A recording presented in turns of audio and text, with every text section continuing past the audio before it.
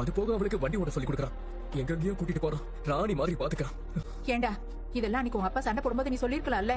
பாத்துட்டு சும்மா தானே நின்ன. எனக்கு தோணல அப்பத்தா. எனக்கு பல விஷயங்கள் அந்த நேரத்துல தோண மாட்டேங்குது. நான் அரசியை ரொம்ப மிஸ் பண்றேன் அப்பத்தா. நடக்க போற கல்யாணத்துல எனக்கு ஒரு துளி கூட விருப்பம் இல்ல. இப்ப மட்டும் எனக்கு அரசியை கல்யாணம் பண்றதுக்கு ஒரு வாய்ப்பு கிடைச்சதுன்னு வச்சுக்கோங்க, நான் ரொம்ப சந்தோஷப்படுவேன் அப்பத்தா. நான் அரசிய அப்படி பாத்துப்பேன். அவ பாவம் அப்பத்தா, ரொம்ப நல்லவன். அன்னைக்கு மொத்த குடும்பத்தையும் தூக்கி போலீஸ் ஸ்டேஷன்ல உட்கார வச்சிருந்தாங்களே, அப்ப நான் அவளை பார்த்து எவ்வளவு வேதனைப்பட்ட தெரியுமா, எவ்வளவு கஷ்டப்பட்ட தெரியுமா.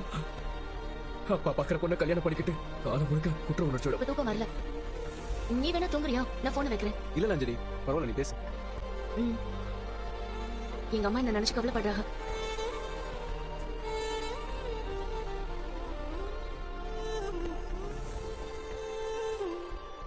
அஞ்சலி, ஒரு நிமிஷம் லைன்ல இருக்கியா? கால் பண்ணிட்டே இருக்காங்க, யாருன்னு தெரியல, என்னன்னு பாத்துட்டு வரேன். நீ பேசு, நான் வேணா வைக்கிறேன். இல்ல அஞ்சலி, நீ வெயிட் பண்ணு. பண்ணிட்டே இருக்கீங்க, யார் நீங்க? மாமா. ஹலோ மாமா. மயில் மாமா. குழப்பமா இருக்கு. அப்ப என்ன பார்த்தா உனக்கு பாவமா தெரியலையாடி? மா, ஒரு காஃபில என்னமா ஆக போகுது? ஏய், காஃபில தான் எல்லாமே இருக்குடி. இத பாரு, என் பேச்ச மீறி தண்ணி கூட குடிக்க கூடாது. அத்தை, அப்படி குடுத்தீங்கன்னு வச்சுக்கோங்க, உங்க ரெண்டு பேருக்கும் சோறு கிடையாது.